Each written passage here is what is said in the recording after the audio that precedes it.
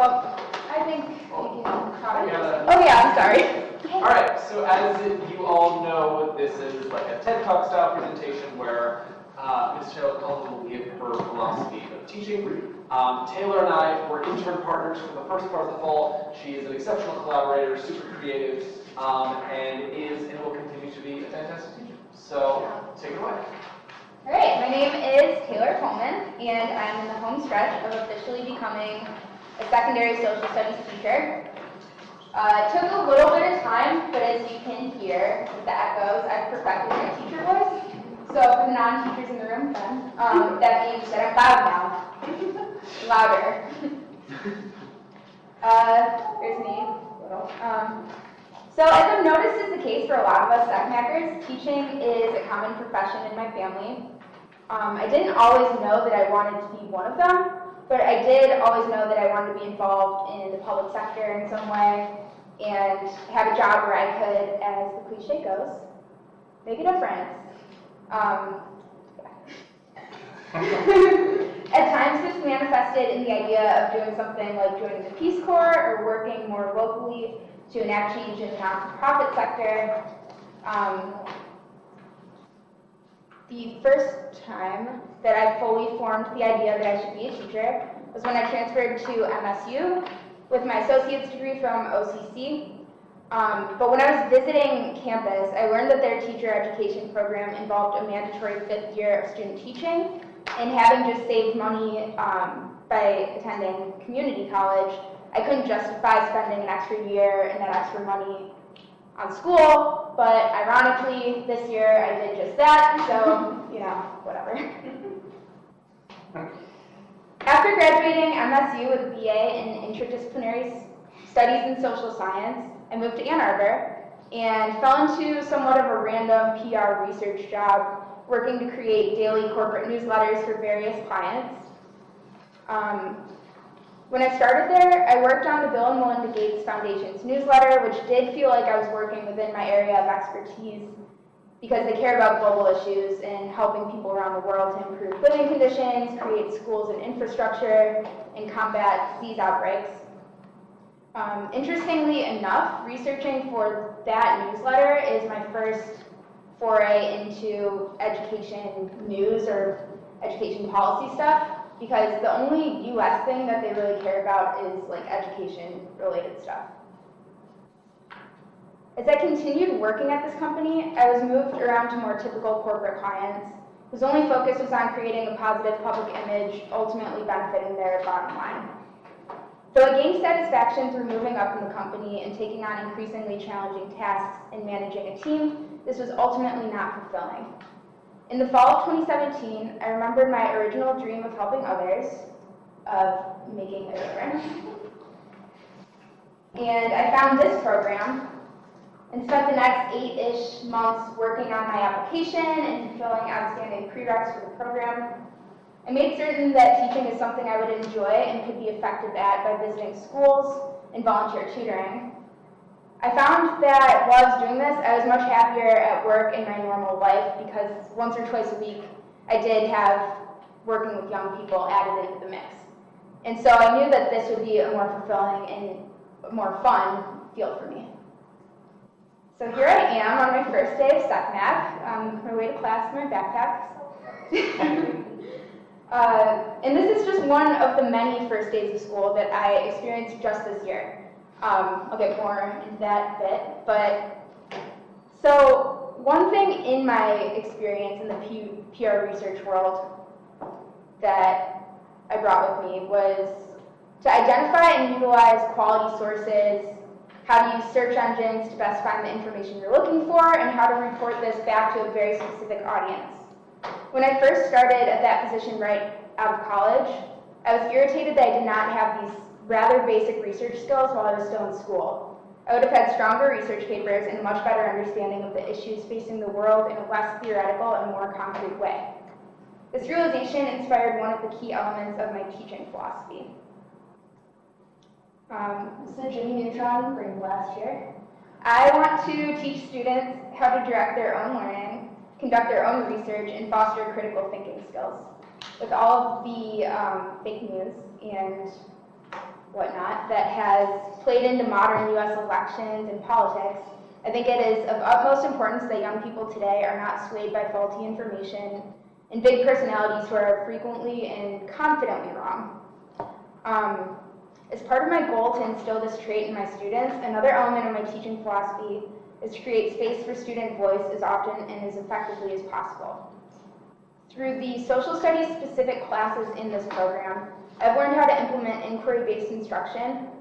I love to pose an overarching unit or lesson question and spend the class guiding students to answer it themselves. I aim to give students choice in what they do and how they choose to do it, which is related to this. In the educational psychology class that we took almost a year ago at this point, we learned about Ryan and Deci, their self-determination theory of human motivation. And autonomy is one of the three main intrinsic needs involving motivation. And that's a fact I actually learned during a PR research conference that I went to in the year before, in which one of the presenters showed research on how to keep your employees happy. And a big part of that is to avoid micromanaging anybody. And I think that's especially true for adolescents who really just want to figure things out on their own. And so I think it's extremely important to empower students by giving them at least some degree of control in their learning. Another intrinsic need presented in this theory is that of relatedness, which is also heavily incorporated in my philosophy of teaching and learning. The SAT hypothesizes that a similar dynamic occurs in interpersonal settings over the lifespan, with intrinsic motivation more likely to flourish in contexts characterized by a sense of security and relatedness. So these people found that when children worked on an interesting task in the presence of an adult stranger who ignored them and failed to respond to their initiations, a very low level of intrinsic motivation resulted. And some other people, Ryan and Rolnick, observed lower intrinsic motivation in students who experience their teachers as cold and uncaring. So I make building relationships with students a priority because I felt this firsthand as a student. I've always worked harder for teachers that I thought were cool or nice or made at least some sort of effort to get to know me. And I not only want to get to know all of my students, but I want them to have a very positive experience with one another. Building school and classroom community is key to fostering safe, inclusive, enjoyable learning experiences for all. The importance of belongingness, relatedness, and community is furthered by an article we read this past semester in our Teaching for Social Justice class, Fostering School Belonging in Secondary Schools Using a Socio-Ecological Framework, by Kellyanne Allen, Diane Vela-Broderick, and Leah Waters. They found that a sense of belonging is considered to play a fundamental role in adolescent development, particularly in respect to identity formation, psychosocial adjustment, and transition to adulthood. School belonging is an important factor in successful psychosocial adjustment of young people and presents a purpose for schools to engage in interventions and strategies that might promote belonging to a school. I've seen this done very well at my current placement, where I've been since January, Washtenaw International High School and Middle Academy. The school is unique for many reasons. To start, it is both a middle school and a high school. So I was fortunate enough to teach 8th grade US history and 9th grade world history, and work with many other students in the older years of high school and the younger years of middle school. Additionally, this is a school that is comprised of students from various school districts within the Washtenaw County umbrella. So I have students from Ypsi, where the school is located, as well as Ann Arbor, Canton, Saline, everywhere else around here.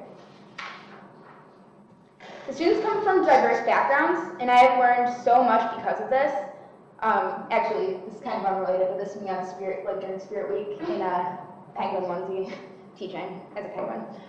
But, so at our melting potluck event, students got to present on various topics of diversity. One of them was one of my students who I didn't even realize was from the Netherlands, but she taught us a lesson on basic Dutch. So this, I had to write it down a second time because I forgot it, but it's who, hat, yet, net, how, yeah. So I don't actually know it, I guess, but it's how are you doing? And I thought that was really cool, and I didn't know much about Ramadan until recently, when so many of my students who are celebrating told me all about it and how tough it can be to carry on a normal school day while fasting, but that it's worth it.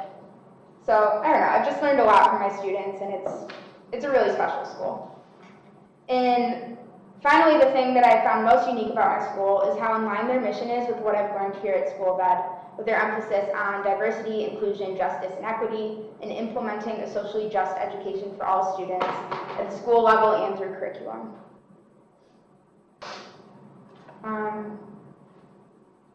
So, through the guidance of my mentor teacher, who sponsors the Diversity Club and enacted every Edgy Day at our school, which is the Equity, Diversity, Justice, Inclusion, I feel I've really flourished in bringing social justice topics into the classroom.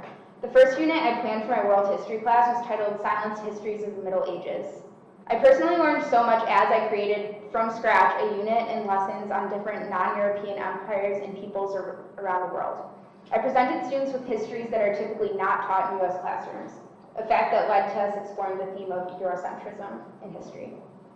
And I don't know that I would have been able to do something so unique and interesting at any other placement, but I do know that having had this experience, I now have the confidence as a teacher, the skill set and the experience to take what I've taught and learned here with me into my next school. There's Kevin. In addition to my awesome placement, this year of student teaching was unique in itself. So the social studies cohort followed a rotational model. So Waima High is actually my third placement of the year. So I had, in addition to that first day of school, at least 3 other first days of school. I started this year buddied up with Kevin, which brings me to the final point I'll make about my teaching philosophy. Collaboration is key.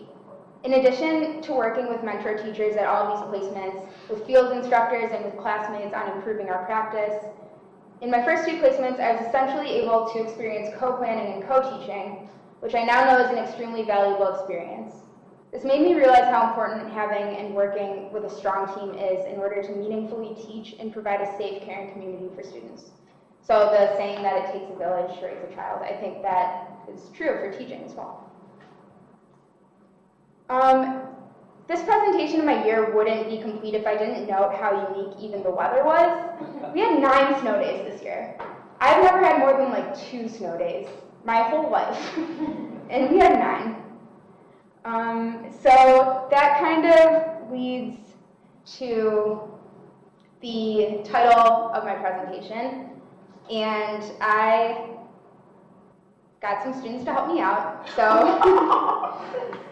in keeping with my emphasis on student voice in the classroom, I wanted student voice in my presentation, and I did do that annoying thing where I flipped the camera halfway through, so you'll just have to deal with it. But here are the lyrics if you want to read along. And yeah, I got like 8 8th graders to spend their lunch doing this, so actually.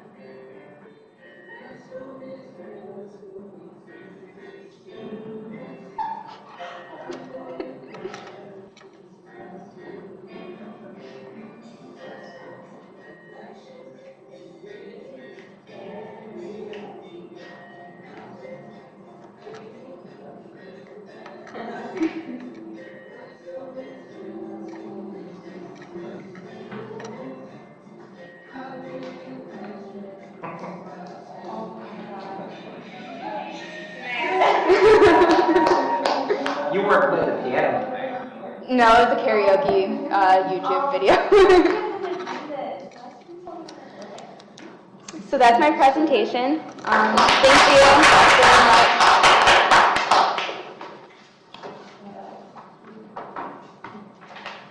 So now we're opening up the floor for 5 minutes of questions. If anybody has any questions, please feel free to ask.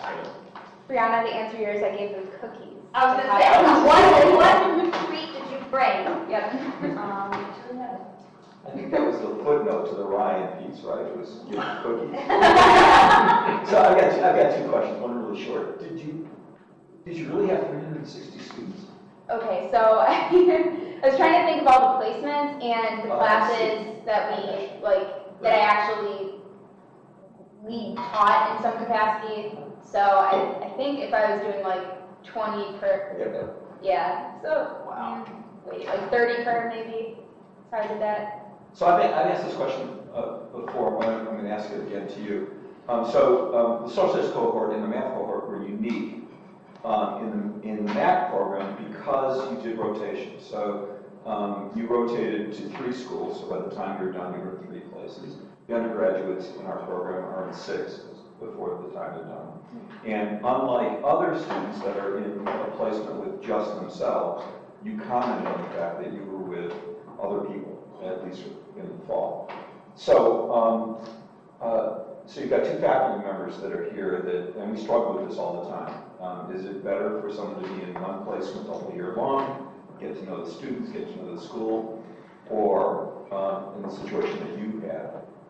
And it creates all kinds of issues on us. We've got to create more placements and that kind of stuff.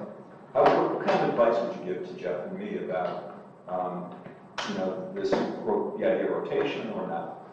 I am really happy we did the rotation. I did, at first I thought it sounded weird and that people would have an advantage being in one placement the whole year. I do think that it was easier for them to transition to lead teaching earlier. Like a lot of people before the fall semester even ended were really doing a lot more than I was doing because it was a second placement of kind of an observation period.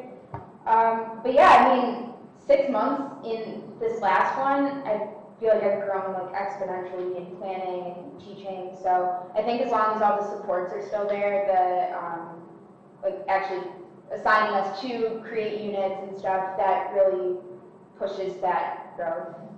I don't know, it just feels like it flew by so fast though, and I'm kind of bummed that I haven't spent more time with these students because I like them. They're cool.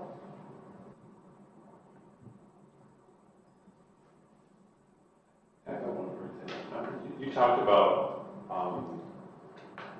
couple things that seemed related to me about the importance to you of the students able to direct their own learning and that they have some control in their learning, which were goals that resonate for me, but also goals which can be hard to realize.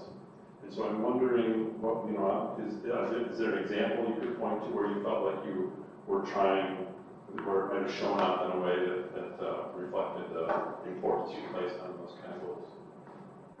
In stuff that I've planned, I guess I've only had assessments with kind of small options of things that they can choose from, but still following the same basic format. But since then, I've seen the assessment that my 9th graders are doing right now. They can choose what kind of project that they're doing altogether, and so I really want to incorporate more stuff like that. Yeah, it's something that I want to keep working on because I don't think I have a really awesome thing that I've done yet that does that, but I'm excited to try.